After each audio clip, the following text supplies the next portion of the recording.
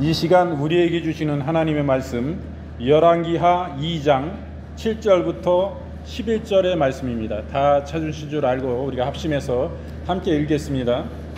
선지자의 제자 50명이 가서 멀리 서서 바라보매 그 두 사람이 요단가에 서 있더니 엘리야가 겉옷을 가지고 말아 물을 치매 물이 이리저리로 갈라지고 두 사람이 마른 땅 위로 건너더라. 건너매 엘리야가 엘리사에게 이르되 나를 내게서 데려감을 당하기 전에 내가 네게 어떻게 할지를 구하라. 엘리사가 이르되 당신의 성령이 하시는 역사가 갑절이나 내게 있게 하소서 하는지라. 이르되 내가 어려운 일을 구하는도다. 그러나 나를 내게서 데려가시는 것을 내가 보면 그 일이 내게 이루어지려니와 그렇지 아니하면 이루어지지 아니하리라 하고 두 사람이 길을 가며 말하더니 불수레와 불말들이 이 두 사람을 갈라놓고 엘리야가 회오리 바람으로 하늘로 올라가더라. 아멘. 지금 읽으신 열왕기하 2장 7절부터 11절의 말씀을 본문으로 갑절의 영감을 주소서라는 제목으로 함께 은혜를 나누겠습니다.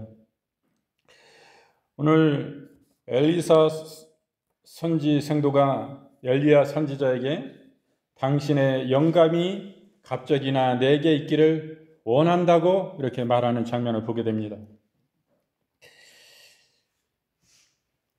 죽음을 보지 아니하고 하나님의 나라에 올라간 사람은 우리가 잘 아는 에녹과 이 오늘의 말씀에 나오는 엘리야 선지자 두 사람입니다. 그리고 신약에 오셔서 한 분이 더 계시죠. 바로 예수님이 죽지 아니하고 하늘나라에 승천해서 올라가셨습니다. 오늘 말씀을 통해서 승천을 준비하는 엘리야에 대해서 우리가 살펴보게 됩니다. 그리고 이 승천하는 엘리야 선지자에게 그 영감을 구하는 제자 엘리사를 보게 됩니다. 이분이 나중에 엘리사 선지자인 것입니다. 그리고 그 이 엘리사 선지자의 요구에 대해서 어떠한 조건이 필요한가 이렇게 우리가 이 시간 살펴보게 됩니다. 첫째로 승천을 준비한 엘리야에 대해서 우리가 이렇게 살펴보게 됩니다. 이 엘리야 선지자를 끝까지 따르는 우리는 엘리사를 보게 돼요. 이제 엘리야는 이 땅에서 자신의 맡은 바 사명을 다하고 아브라함의 품으로 돌아갈 시간이 되었습니다. 사랑하는 제자 엘리사와 헤어져야 하는 슬픔도 감추고 머지않아 하나님의 영광에 둘러싸여 승천하게 될 것이라는 기쁨도 내색하지 않고 오히려 냉정한 어조로 엘리사에게 헤어질 것을 권유하고 있습니다. 세 차례 걸쳐가지고 엘리야는 엘리사의 헤어짐을 것을 요구했습니다. 엘리사는 이를 강력히 거부하면서 엘리야의 뒤를 따라서 길갈, 베델, 여리고까지 쫓아갔습니다. 엘리사는 엘리야의 승천에 대해 어느 정도 감지하였기에 이를 목격하고 싶었던 것 같습니다. 한편으로 훌륭한 스승과 헤어진다는 것이 너무나 가슴 아파 조금이라도 더 같이 있으면서 엘리야의 거룩한 가르침을 받고 싶어서 끝까지 쫓아다녔던 것입니다.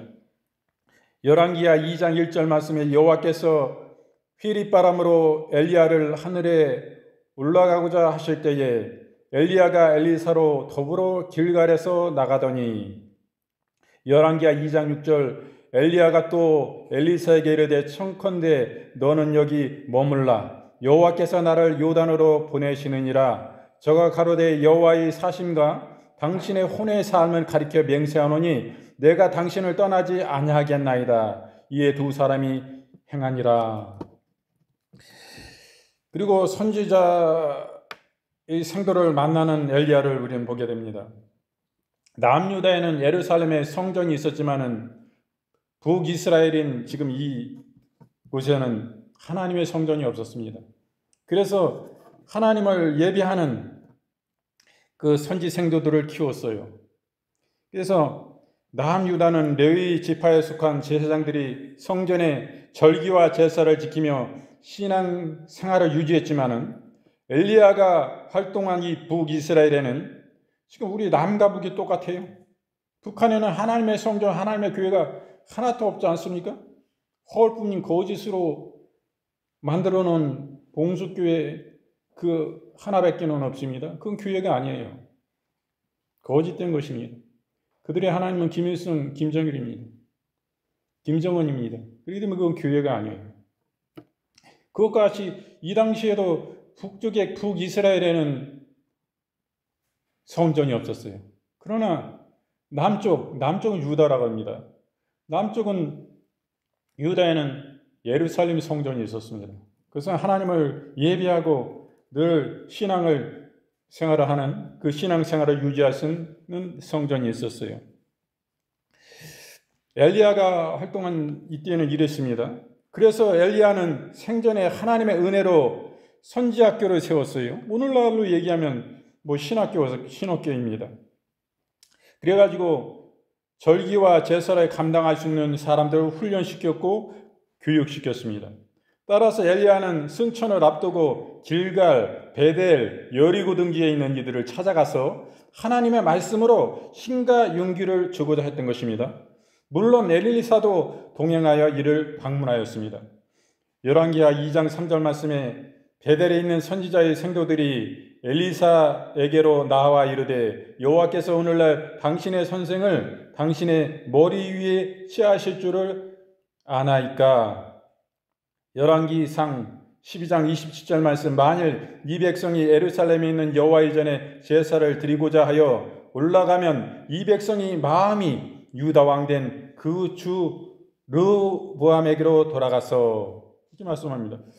이 선지 생도들이 길갈이나 여리고나 이런 베델이나 있는 이 선지 생도들이 얼마나 영적으로 깨어있는 사람인지 여러분 아시지 않습니까?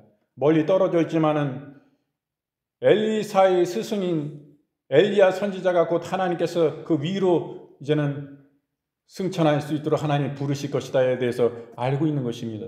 이것은 이들이 성령 안에 깨어 있었기 때문에 이것을 알 수 있는 것입니다. 그것은 하나님께서 눈을 열어 보게 하시고 계시하셨기 때문에 알 수 있는 것을 우리는 보게 됩니다. 그때 선지자 생도들과 헤어진 또 엘리야는 이제 요단 강가의 저편으로 건너가는 일만 남았습니다. 이때에 엘리야는 기적 같은 승천이 있기 전에 하나님의 능력을 서론적으로 보여주게 됩니다. 다시 말해서 하나님의 능력으로 모세가 지팡이로 홍해를 가르고 여호수아가 하나님의 능력으로 요단강을 건넜듯이 엘리야도 하나님의 능력으로 요단강을 건넙니다. 초자연적인 기적으로 승천케 됨을 확인시켜주고자 겉옷으로 엘리야 선지자가 자신의 겉옷으로 요단강을 갈라지게 한 후에 건너가게 되었던 것입니다. 이를 통해 엘리야는 지금까지 모든 역사와 앞으로 일어나게 될 승천이 온전히 하나님의 권능으로 말미암아 된 것임을 입증하고 증명해 주는 것입니다. 여호수아 3장 16절 말씀 곧 위에서부터 흘러내리던 물이 그쳐서 심히 멀리 사르단에 가까운 아담읍 변방에 일어나 쌓이고 아라바의 바다 여매로 향하여 흘러가는 물은 온전히 끊어짐에 백성이 여리고로 바로 건널세. 우리도 요단강을 건너야 되는 것입니다. 반드시 우리는 이 생과 저 생을 가려는 요단강을 건너게 됩니다. 이때 하나님의 능력으로 그 요단을 걷는 것을 보게 됩니다. 이 마지막 이의 선생을 보내고 엘리사가 그 후계로서 이게 승계받아서 이 백성들을 또 선지 동산에 있는 학생들을 바르게 인도해야 되고 그들을 가르쳐서 하나님의 제사와 하나님을 예배케 하고 하나님을 경배하는 일을 감당할 수 있도록 해야 되는데 이 엘리사가 주어진 것은 아무것도 없었습니다. 할 수 있는 능력이 아무것도 없었어요. 그럴 때 이는 이 엘리야에게 엘리사가 구하는 것이 있었어요. 그것은 참으로 하나님을 향한 그 거룩한 마음입니다. 그 무엇도 아닙니다. 뭐 재물을 구한 것도 아닙니다.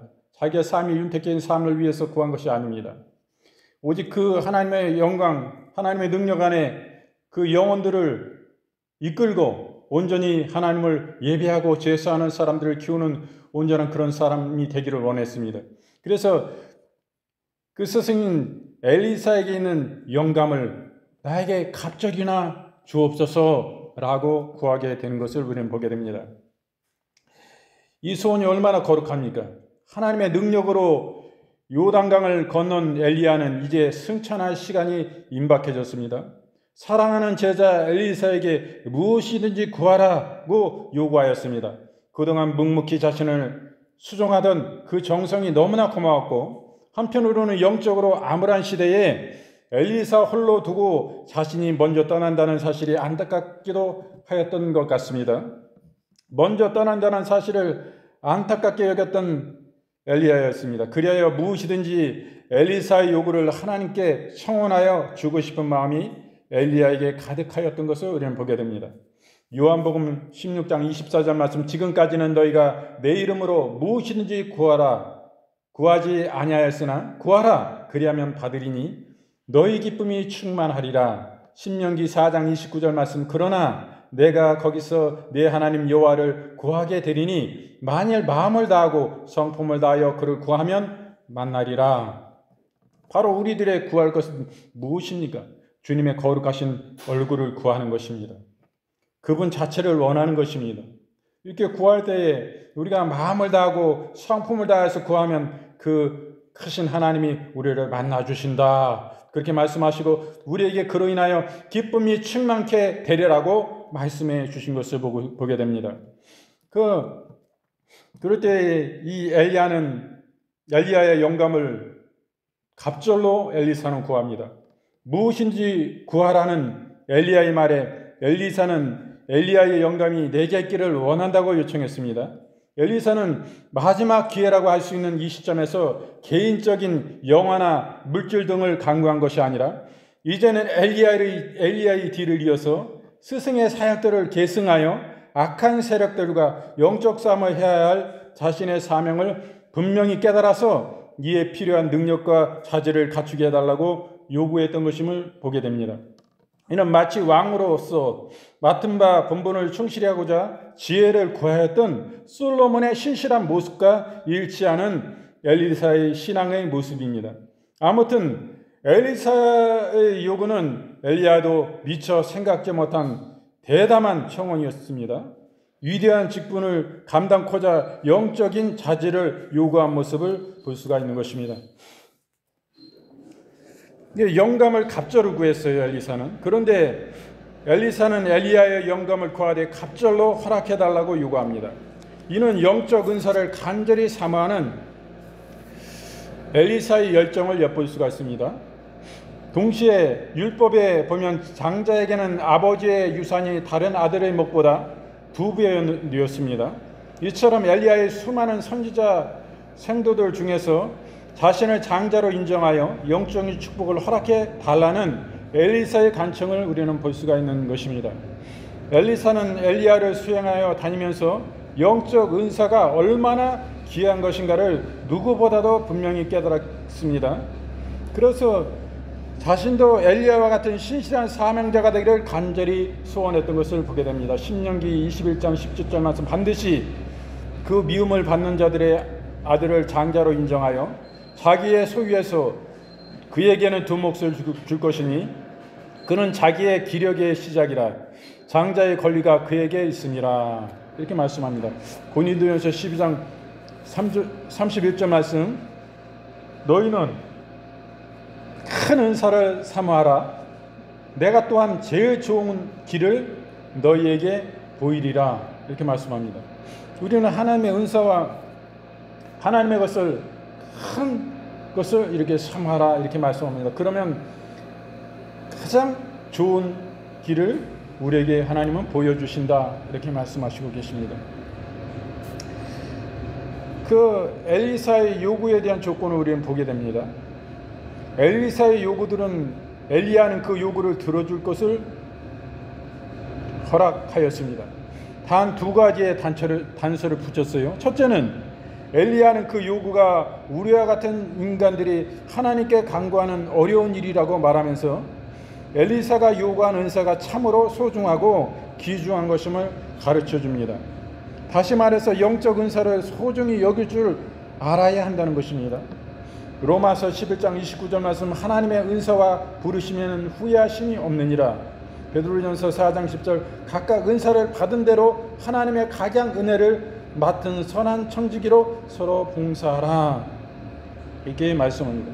하나님의 은사는 참으로 귀중합니다. 하나님께 받은 이 은사를 통해서 서로 봉사하라라고 말씀해 주십니다. 두 번째로 엘리야는 자신의 승천을 직접 목격해야 된다고 전제 조건을 달았어요. 이는 엘리사에게 영적인 눈이 열려야 한다는 말씀입니다. 또 동시에 하나님의 능력으로 승천하는 모습을 볼 때에 그 능력의 하나님께서 엘리사에게 은혜를 베푸셨음을 믿고 의지하라는 뜻이 담겨져 있는 말씀입니다. 아무튼 엘리야의 승천 장면에서 엘리사는 물론이거니와 모든 성도들에게 큰 위안과 기쁨을 주는 사건이었습니다. 사도행전 1장 10절 말씀, 올라가실 때에 제자들이 자세히 하늘을 쳐다보고 있는데 흰옷 입은 두 사람이 저희 곁에 서서, 이렇게 말씀합니다. 예수님이 승천하실 때에 흰옷을 입은 두 천사가 곁에 계셔서 그 예수님을 모시고 하늘나라의 천국으로 인도하심을 보게 됩니다. 드디어 엘리야는 하나님과 동행했던 에녹처럼 육신의 죽음을 맛보지 않고 하늘로 승천하였습니다.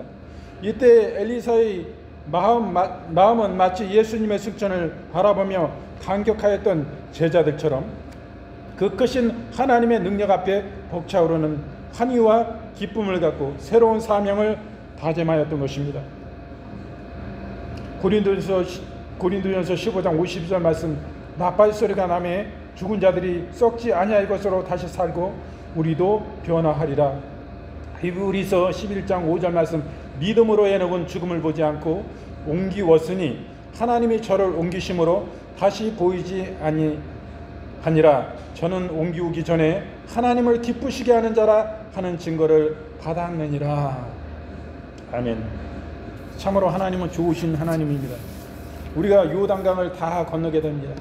우리가 죽지 아니하고 요단강을 건넌 하나님 나라에 간 이 엘리야를 오늘은 말씀을 통해서 보았습니다.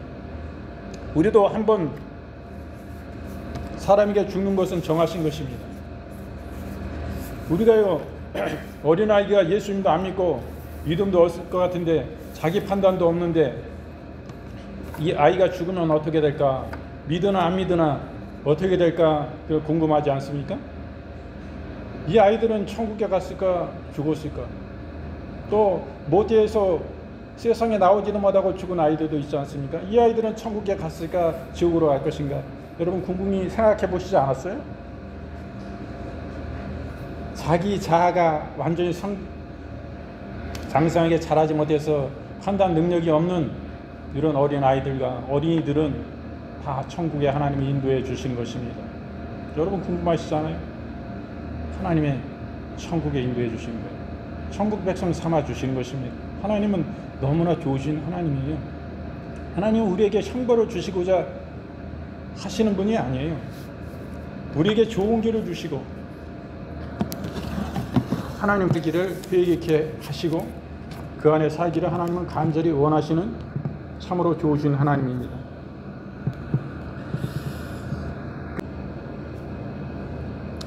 여러분, 오늘날 많은 사람들이 지금 오늘 옛날에는 간첩들이 있었는데 요즘 같은 세상에 무슨 어디에 간첩이 있습니까? 라고 궁금해하는 사람들도 있고, 그 사람이 간첩이기 때문에 자신의 정체를 감추기 위해서 오늘날 간첩이 어디 있습니까? 라고 이야기하는 사람들이 너무나 많습니다. 실제로 오늘 대한민국 안에 간첩이 있습니까? 없습니까? 실제 활동하는 간첩들이 참으로 많습니다. 북한의 지령을 받는 간첩을 말씀드리는 것입니다. 물론 중국의 지령을 받는 간첩들도 있습니다. 중국에 잠식된 언론사도 있습니다. 그 뭐 경제적으로 어려운 언론사는 그 막강한 중국의 자본을 통해서 그것을 잠식해 들어오는 것입니다. 어느 언론사는 1,000억을 지금 투자 받았어요. 그 어려운 방송사가, 언론이. 그러면 그거는 중국의 자본을 통해서 받았다면 그것은 자본에 잠식돼 버린 것입니다. 그 중국의 뜻하는 대로 언론이 움직이고 그들의 펜을 그와 같이 사용하는 것입니다. 실질적인 그런 것이 너무 많아요. 이제 더 이러한 일들이 빈번히 일어날 것입니다. 그때 우리는 경각하고 깨어 있어야 됩니다. 지금 우리 나라를 전복시키고 자유 대한민국을 전복시키고 일극체제, 참으로 참 독재가 모든 것을 검열하는 중국 공산당과 같은 공산화가 이루어지고 있었습니다. 그런데 우리는 그것을 인정하지 않았고 별로 깊이 생각해 보려 하지도 않았어요. 이것을 언론에서 이런 것을 우리가 정보 당국에서 이것을 수집해 가지고 간첩을 색출해 간접을 잡아서 검찰에 넘기고 검찰이 기소해서 이들을 재판하고 그리고 법원에서 재판을 하는데 이런 우리는 등한히 여깁니다. 이것을. 그런데 이것이 바로 우리 경각심을 가져야 되는 것입니다. 우리가 잘 아는 오염수 방류 있지 않습니까? 일본에서 일본 원전 오염수 방류에 대해서 작년인가 재작년인가 굉장히 그 여론이 안 좋았습니다. 우리나라에서 그 오염수를 해양에 바다에 방류를 하게 되면은 우리도 오염이 돼가지고 우리가 천일염 소금도 먹을 수가 없고 해산물도 먹을 수가 없고 다 오염된다. 그 원전에 그런 물질로 오염되면 그것을 우리가 먹을 수가 없지 않느냐 해가지고 큰 파동이 있었습니다. 서로 해산물, 미역, 멸치 이런 것을 사재기하고 그러므로 인해서 소금도 막 천일염이 엄청나게 폭동을 했었습니다. 없어서 살 수가 없었어요. 미리 그것을 사두려고 오염수를 방류하기 전에 일본이 미리 그것을 사두고 선점하려고 오염된 거는 안 되니까 이제 이거는 큰일 났단 말이에요. 그래서 막 사재기를 하고 그랬어요. 보통 한 2, 3만 원, 2만 원 아래였던 천일염 20kg, 10kg 한 포대가 막 20만 원, 30만 원씩이나 이렇게 가지 않았습니까? 이런 일들이 있었는데 우리 지나놓고 보니까 일본이 그 오염수라는 그것이 오염수가 사실은 아니고 이런 말도 못하는 게 이 세상이 이게 잘못된 것입니다. 오염수가 아니고 그 사람들이 그것을 다 걸러내가지고 청결하게 해가지고 방류하는 거예요. 필터로 해가지고. 그런데도 이것을 오염수라고 할 수밖에 없는 이 오늘날의 대한민국의 현실입니다. 그 많이 오염수라고 안 그러면 큰일 나는 거야. 이게 세상이 잘못되고 있다는 것을 우리는 보게 됩니다. 그때 이것이 오염수 방류에 대해서 북한이 어떠한 일을 했습니까? 북한이 지령이 내렸어요. 지령이 내렸는데 그 내용이 뭐냐면 이것이 조선일보에 난 기사입니다. 모든 기사들이 다 있었는데 우리들은 이것을 별로 신경을 안 써요. 이게 2023년도 8월 30일 조선일보 기사입니다. 북입니다. 북에서 오염수 방류 직전 국내 지하 조직에 일본 대사관 진입 지령 이렇게 나옵니다. 이것을 우리나라 방첩당국이 반윤 시위 강도를 고조하라 이렇게 긴급명령을 북한의 지령이 내린 것을 지금 말씀드린 것입니다. 윤석열 대통령에 대해서 반일 일본에 대해서 시위 강도를 높여라 고조하라 이 긴급명령이 내렸음을 방첩당국에서 입수한 것입니다.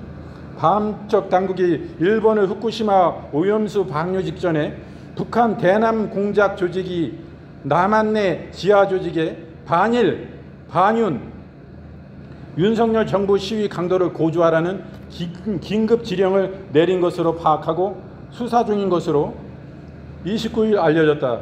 지령문에는 강화문 광장 촛불 시위와 일본 대사관 진입 투쟁과 같은 구체적인 지침이 있었고 일부 대학생들은 방류 당일인 이게 오염수 말이라는 거죠. 일본의 그 원전 오염수 방류 당일인 24일 일본 대사관에 진입을 시도했었습니다. 그 바로 진보 대학생 넷 소수 대학생 등이 2023년 8월 24일 오후 서울 종로구 주한 일본 대사관 빌딩에 진입해 오염수 해양 투기 중단을 촉구하며 기습 시위를 벌이고 있는 장면이 뉴스에 나왔습니다. 이날 경찰들은 이 대학생들을 연행했습니다. 방첩 당국 관계자는 이날 북한이 일본이 오염수 해양 방류를 시작한 이달 24일 직전부터 국내의 지하 단체 조직들에게 반정부 투쟁 수위를 높여 나아가라는 긴급 지령을 하달했다며 관련 단체에 대한 수사를 진행하고 있다고 말했습니다. 이번에 북한이 긴급 대정부 투쟁 지령을 내려보낸 단체는 과거 운동권 출신 인사가 참여한 조직으로 기존의 국가보안법 위반 혐의로 수사받고 있는 민노총이나 상원 간접단, 자주통일민중전의 등이 아닌 새로운 단체로 알려졌습니다. 북한은 지령문을 통해 일본의 오염수 방류를 반정부 투쟁 소재로 삼을 것을 주문했습니다. 구체적 장소까지 지침을 내렸는데 서울 광화문 광장과 일본 대사관 주변에서 집중적으로 시위를 벌이라며 광범위한 반일 감정 고조를 요구했습니다.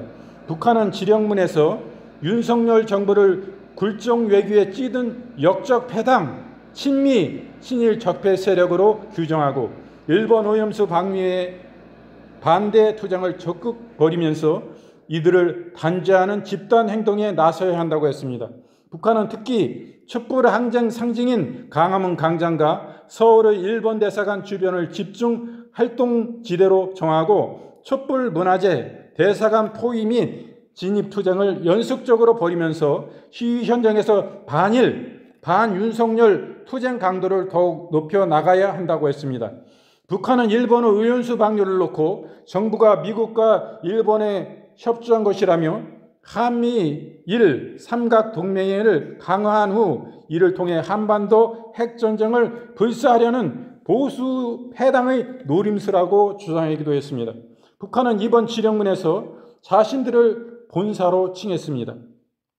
방첩 수사당국은 북한 대남 공작 조직의 지령을 하달받은 국내 단체와 개인 여러 명에 대한 수사를 진행 중입니다.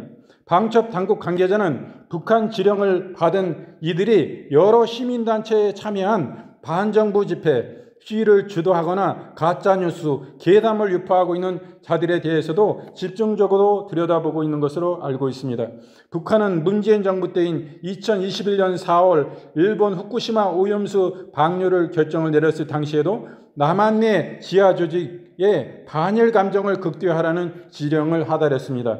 2021년 5월 민노총 간부에게 내려보낸 지령문에 오염수 방류 문제로 반일 민심을 극도로 자극시켜 이남 당국과 일본 사이 대립과 갈등을 되돌릴 수 없는 지경으로 몰아넣으라고 했습니다. 같은 시기 창원 간첩단엔 환경운동가와 해양 전문가들을 활용한 방송 출연 및 인터넷상 괴담 유포 방식 등을 통해 사회적 불안감을 증폭하라는 지침을 내렸습니다. 여러분, 이래도 간첩이 없어요? 간첩들이 하는 얘기예요. 간첩들이. 오늘날 무슨 간첩이 있냐고. 여러분, 야당 쪽에서 이런 얘기 국회의원들 중에 심심찮게 흘러나오는 거 아니에요? 지금 오늘날 간첩이 어딨냐고. 그 사람이 간첩이에요.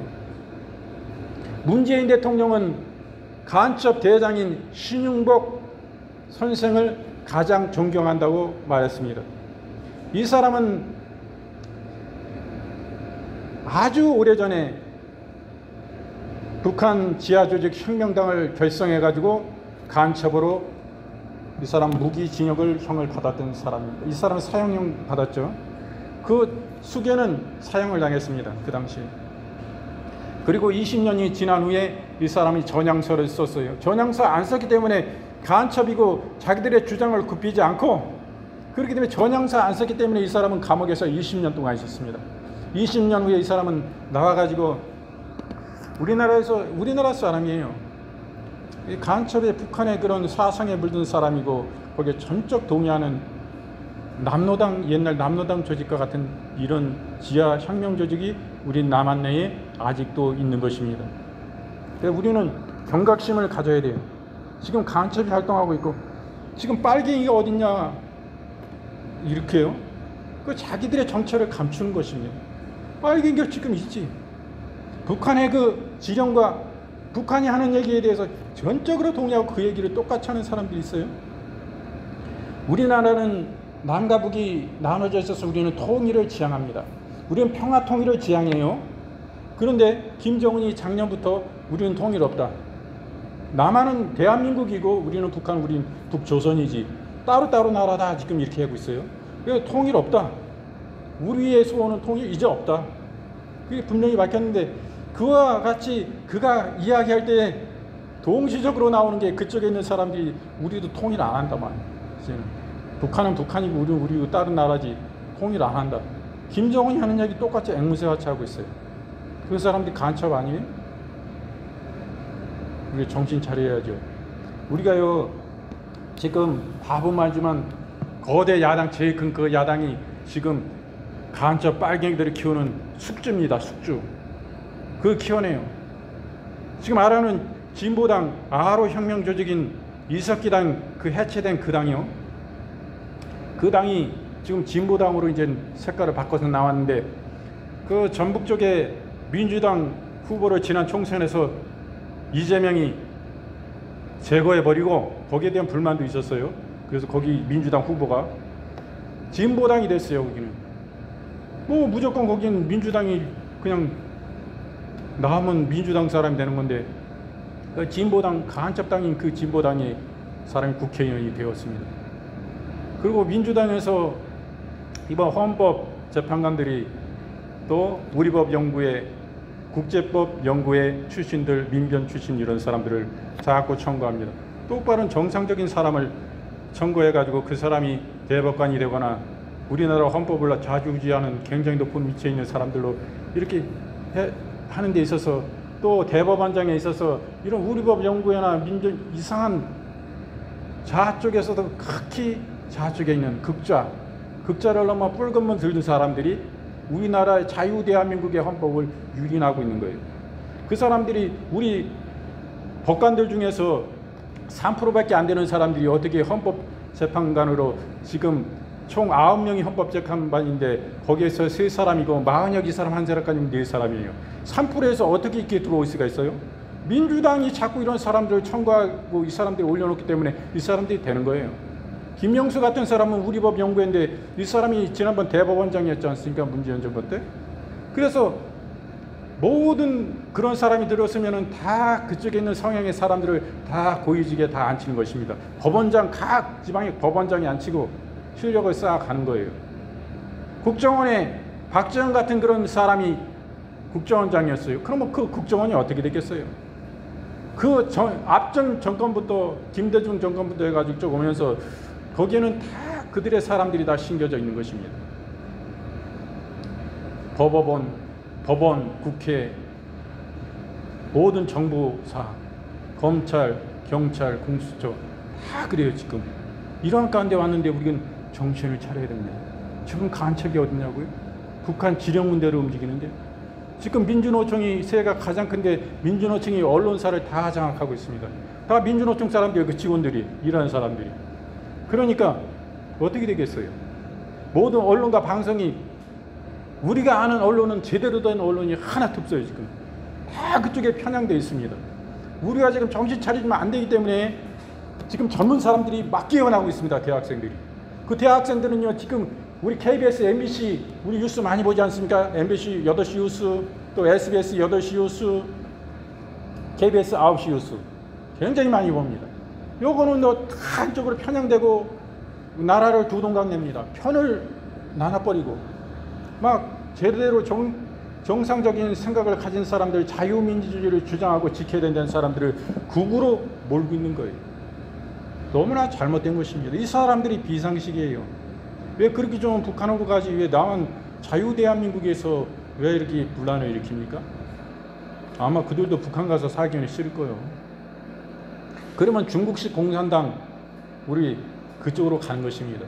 지금 우리가 보고 있지 않습니까? 대통령이 피기를 토하는 심정으로 이 계엄을 내릴 때 반국가 세력이 우리나라를 완전히 장악했다. 대통령은 이런 보고를 방첩사나 국정원을 통해서 모든 정보를 외세나 내세에 있는 모든 것들 다 알고 있어요. 그렇기 때문에 이 세상이 이거 절대 안 된단 말이에요. 대통령이 뭘 더 바랄 게 있다고 그 큰 제1야당의 비유나 잘 마치고 임기를 마치면 자기 편안히 살 텐데 연금 받으면서 왜 그분이 계엄을 내렸을 것 같아요? 국민들이 너무 모르고 있다 이거야. 우리나라가 다 잠식돼가지고 붉은 문 사람들이 완전히 장악돼가 이 나라가 공산화되기 직전인데 내 직을 걸고 이 대통령이 뭐 연연할 게 뭐가 있겠어요? 그 사람이. 그 양반은 돈 많습니다. 그 여사가 지금 대통령 영분 여사가 돈이 많아요. 그래가지고 뭐 대통령 여기 내려와서도 연금 안 받아도 사내지만은 자기 평안한 노후가 보장돼 있는데 그냥 비유만 마치고 임기 마치고 나가지. 뭐로 이 양반이 대통령 통수권자가 뭐로 계엄을 내려가지고 이 고난을 당합니까? 계엄도 제대로 준비되지 않았어요. 진짜 계엄 내리려면 뭐 TV에다가 계엄령 내립니다 이렇게 강구하고 내리는 게 어딨어요. 나중에 그거는 다 자기가 처리하고 다 체포할 거 체포하고 다 장악할 거 장악하고 군을 통해 가지고 그 다음에 선포하는 거예요. 원래는 그래야지. 이건 뭐 방송 언론이 다 보고 다 아는데 뭐 국민이 뭔 계엄이 무슨 성공이 이루어질 수가 있겠어요 이 세상에. 대수도 여러분 생각을 해보세요. 제가 생각하면 생각할수록 우리나라가 이렇게 잠식되어 있는데 우리 몰랐어요? 젊은 사람도 몰라가지고 우리나라가 심각했어? 이 간첩들이 지령문 내리고 이같이 뭐 사회단체 무슨 환경단체 했던 이것들이 뻘건 물든 간첩단체였구나. 그래가지고 뭔 이명박 정권부터 해가지고 광우병이니 뭐니 별소리 다 했죠. 이거 먹으면 다 기형화돼가지고 다 죽는다 말이야. 이 미국산 쇠고기 먹으면. 한 사람이 되고 있습니까 지금? 그런 적 있는 사람이? 그 당시에 얼마나 핍박했어요 이명박을. 그리고 4대강 가지고 얼마나 핍박했어요 환경단체가. 환경단체가 이게 저쪽 환경단체가 이게 빨간 물들 빨갱이들이요. 북한에 지령받고 이런 거라고 지금요. 지금 우리가 심각한데 제가 이거 맨날 얘기하면 뭐 알겠어요. 실제적인 제가 신문의 그런 기사를 통해 가지고 이게 실제다. 간첩이 없다고요 여러분? 간첩에 지령받고 촛불 집회하고 지금 다 그런 그 사람은 붉은 물든 사람들이요. 거기서 이끄는 사람들이 거기 보이는 사람이 다 그렇지는 않다고 봐요. 바로 깨어나야지. 그래서 문재인 대통령은 간첩 대장을 가장 존경한다고. 왜 업적을 폄하하지 말라고 그랬어요? 정신 차리고 깨어나야지. 지금 우리가 이러한 가운데 있는데 정신 못 차려요? 광주시장 지금 광주광역시 광주시장 강기정은 그 사람은 정일성 그 중공 또 북한 공산당 정일성을 지금 기념비를 세우고 그 생가를 보존하고 거기 사람이에요. 지금 그 거리를 만들고 그 공원이 있고 막 그럽니다. 기념 무상 사업화를 해요. 이게 지금 정신 제대로 차리고 있어야 되지. 5.18 광주 성지요? 정신 차려야 돼요. 지금 거기가 공산당 찬양 기념 업적 동상을 세우는 이런 상황 가운데인데 광주 사람 뭐 하는 거예요? 그게 광주 5.18 정신입니까? 정신 차려야지 정신. 아니 5.18 오히려 그 숙주 삼아가지고 거기 뒤에 숨어가지고 이런 작당들 광주시장이 하고 있는데 광주 사람들 뭐 하는 거예요? 자유 대한민국 사람들은 아닙니까? 이 박정희 대통령 때 그분이 마지막으로 선거할 때 밀려가지고 대통령 떨어질 뻔했어요. 그때 누가 어디서 표가 가장 많이 나온 거예요? 전라 호남 사람들이 지지해줘가지고 대통령 된 거요. 대통령 호남 사람이 가장 반공이 투철한 사람들인데 지금 오늘날 이렇게 잘못돼 가고 있는 거죠. 근데 너무나 안타까운데 우리가 이 시대를 잘 바라봐야 된다. 간첩은 있다. 우리가 진짜 지금 위기다.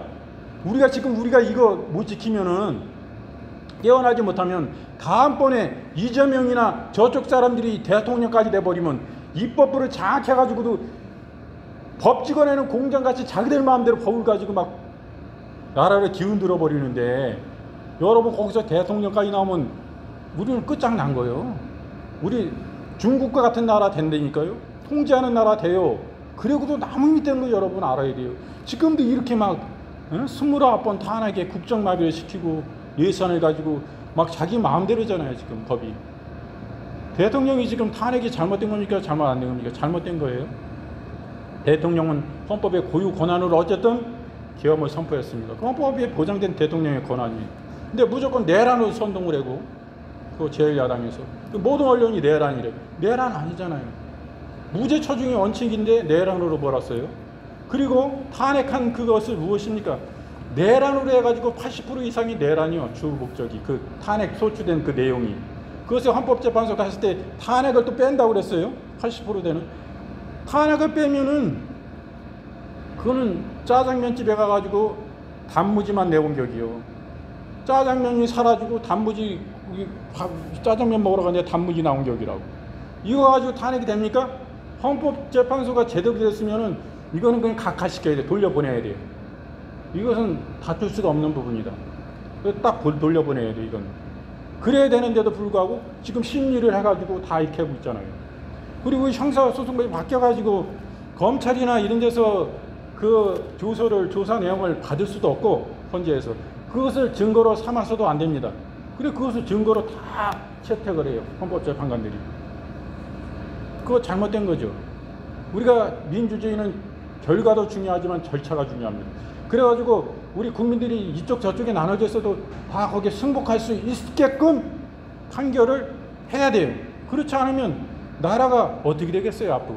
그것까지도 책임 있는 사람들이 헌법의 최고 기관에 있는 그것을 심판하고 하는 사람들이 그것을 나라의 안정을 위해서 이거 심판이 끝나고서도 어떻게 되든지 간에 판결이 국민들이 거기에 수긍하고 어쩔 수 없죠. 헌법이 이래야 되는데 이게 아니 이거는 절차도 민주주의가 아니고 잘못됐단 말이야. 결과도 이렇게 엉터리로 막 대충 해가지고 막 대통령을 국민이 뽑은 대통령을 탄핵시킨다면은 이거 헌법재판소가 뭐가 필요한가? 그리고 헌재에서 이 선관위에 대해서 거기 불법으로 취업한 그 직원들 사무총장부터 해가지고 878명이에요. 감사원이 감사해가지고 잘못되고 자기 친인척 다 그거 불법으로 취업시킨 거. 그들이 얘기하는 거 감사원에 감사하니까 나와서 하는 그 책임자들이 인사 책임자들이 선관위 책임자들이 하는 얘기가 여긴 가족회사래. 가족회사. 여긴 서로 믿어야 되기 때문에 가족이 이렇게 해가지고 해야지 선관위 그냥 그래서 이렇게 가족들 뽑는 겁니다. 이렇게 해가지고 거기에 지원했던 일반 사람들은 다 탈락되고 878명이 탈락된 거 아니에요? 아니 조국 딸 그 집 하나 때문에 나라가 공정이 잘못되어 있고 거기에 대해서 젊은 사람들이 막 들고 일어났는데 이건 878명이에요. 70대 국정감사뿐만 아니라 특검을 설치해서 그거를 조사해야지. 거대 야당은 쓸데없는 여론을 나뉘고 자기들의 탐심을 위해서 권력 찬탈을 위해서만 이 특검을 만들고 다수당이라 해가지고 이런 입법 폭거를 저지르고 있는 것입니다.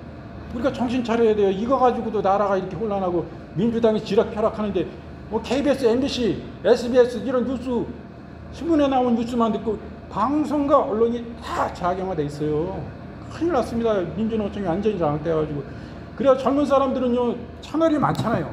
뭐 유튜브도 이쪽 저쪽 다 저기서 보고 SNS 다 들어가서 보고 하기 때문에 그 일반적인 뉴스를 잘 듣지 않습니다. 그게 오염된 보도예요. 그리고 편파 보도예요. 어느 부분만 딱 잘라가지고 이렇게 그냥 만들어진 보도이기 때문에 신뢰하지 않아요. 동아일보가 지금 얼마나 잘못되어 있습니다. 조선일보는 조금 돌아오려고 그냥 노력은 하고 있어요. 여러분들이 보니까 너무 안타까워 지금 말씀드린 거. 실제 기사에 난 이 모든 나라의 혼란과 분란을 일으키는 일들에 있어서 북한의 지령을 통해 가지고 우리나라 사회단체, 환경단체, 해양단체, 민주노총, 대진영 같은 이런 북한을 추종하는 세력들 그게 북한의 지령문에 따라서 그냥 움직인다니까요. 이번도 마찬가지예요. 대통령 내란 수교라고 몰기 시작한 것이 북한에서 찌라가 날라오잖아요. 걔들이 풍선 보내는데 그 지령 내용이 그 북한이 만든 제작해서 보낸 그 삐라 안에 내온 그 주장 그대로 지금 행하고 있는 거예요. 그때 우리가 경각심을 느껴야지 되지 않습니까? 우리가 자유를 빼앗기면 무슨 필요가 있어요? 우리는요, 좌쪽, 우쪽, 이걸 떠나서 우리가 체제의 그런 위협을 당하는 것입니다. 자유 대한민국의 위협을 당하는 거예요. 우리가 평화를 누리고, 우리 자인의 의사 다 있잖아요. 우리가 뭐 딸네 집에 가고 싶으면 딸네 집에 가고, 서울 가고 싶으면 서울 가고, 응? 대전 가고 싶으면 대전 가고, 광주 가고 싶으면 광주 가고, 다 우리 자유가 있잖아요. 통제받는 나라가 되면 자유 있습니까? 못 가요. 국가에 허가가 있어야 되고, 허가 잘 떨어지지 않습니다. 북한이 그래요. 평양에 아무나 들어갑니까? 지방 사람들이 못 들어가요. 거기는 여행의 자유가 없어요. 중국도 마찬가지요. 얼마 전 중국도 농민공들이 거기 뭐 걔네 도시에 와가지고, 수도에 와가지고, 베이징에 마음대로 와가지고 살 수 있는지 알아요? 못 살아요. 그거 제약을 둡니다. 통제하는 나라예요. 그래서 우리가 정신 차려야지. 개인의 자유가 있잖아요. 얼마나 좋은 자유 대한민국. 우리 자유를 누리기 때문에 자유의 소중함을 잘 몰라요. 얼마나 소중한 건지. 그래서 국민들이 깨어나는 이유가 그거예요. 아니, 대통령이 지지율이 10%였어요. 윤석열 대통령이. 지금 45%에서 지금 더 올라가고 있습니다. 아니, 국민들이 바보요? 누가 이랜다고 저랜다고 그래갔어요? 자기가 기사도 찾아보고 뭐 인터넷이고 다 뒤져서 다 비교하고 다 보는 거예요. 거기서 내가 판단해 볼 때 이거 잘못되었다. 큰일 났다. 이래니까 이때 아니면 안 된다. 이때 아니면 이거 지나가지고 만약에 대통령이 때 잘못되고 저쪽에서 대통령까지 나오면 이건 우리는 사회주의 시작이다. 중공 같은 그런 통제받는 나라 되는 것이다. 저들이 그리고 영구 집권할 것이다. 이런 암흑세계로 우리가 나가는데 우리 정신 차리고 나아가지 되지 않아요? 우리 신앙의 자유 어디 있습니까? 신앙의 자유는 우리 기독교뿐만 아니에요. 불교는 무슨 자기들이 신앙의 자유가 있을 것 같아요? 다 핍박하지? 중국에 지금 모든 종교를 다 핍박하고 있습니다. 기독교 마찬가지예요. 지하 1억 교회 다 그 성도들 핍박했습니다. 자기들이 그냥 만들어 놓은 삼자교회를 통해 가지고 모든 것을 다 통제해요. 그게 뭔 교회예요? 그게 안타깝고 지금 막 강정에 쏟아져 나오는 사람들이 우리 기독교만 있는 게 아니에요. 스님들도 쏟아져 나옵니다. 어저께는 제가 보기에 스님이 다른 데는 2분 정도 나와서 연설을 했는데 어저께도 2분을 연설했지만은 11분인가 이렇게 같이 연단에 서신 것을 봅니다. 뭐 나라 구하는데 자유 대한민국을 지키는데 기독교만 있습니까? 불교도 다 쏟아져 나오는 거예요. 좌경이 되고 저쪽에 간첩 아닌 이상은 다 쏟아져 나오는 거예요. 그게 황정엽 선생이 그 김일성 총비서가 김일성 주체사상을 시작했고 완성한 사람이 와가지고 결국엔 뭐예요? 우리나라에 5만 고정 간첩이 있다고 그 양반이 말씀하셨어요. 점점 더 불어나는 거예요. 그쪽에 지금 볼 때. 너무 안타까운데 우리가 경각심을 가지고 이때가 아니면 안 된다. 정신 차려야 돼요. 뭐 저 아래쪽 이쪽 그거 아니에요. 지금 좌우 건강한 좌파고 우파면은 얼마나 좋냐 이거. 그게 아니고 지금 저쪽으로 지금 가고 있다니까. 중국 쪽으로. 중국 공산당 사회주의로 가고 있어요. 그러니까 여러분 사회주의가 되면 여러분 재산 있는 사람들은 되게 불리할 텐데 여러분 땅이 있을 것 같아요? 내가 지금 내 자유 재산이 있잖아요. 국가가 뺏어버려. 토지 공개념이 저 민주당 쪽에서 나온 지가 언제예요? 토지 공개념이. 그거는 땅에 이거 내가 명의로 돼 있어도 국가가 쓰자고 하면 언제든지 그냥 가져간다는 얘기예요. 그냥 무상으로. 그들 얘기한 거 집 한 채는 보장해 주겠지. 자기 사는 집은. 그렇지만 사유 재산도 없고 이런 세상이 오는 거예요. 지금 중국에 엄청난 부자들 된 사람들 많아요. 그 사람들 자기 재산이라고 살고 있지만은 자기 재산입니까? 공산당이 언제 뺏을지도 몰라요. 그냥 뺏으면은 그 사람이 뭐 잘못했다 하고 죄를 뒤집어 씌우면은 그냥 그날로 그 사람 어디 갔는지도 모르게 그냥 사라지는 게 공산당이요. 이런 세상에 살고 싶어요? 우리가 정신을 차려야 됩니다. 그래서 안타까움으로 우리가 이런 말씀을 또 드렸습니다.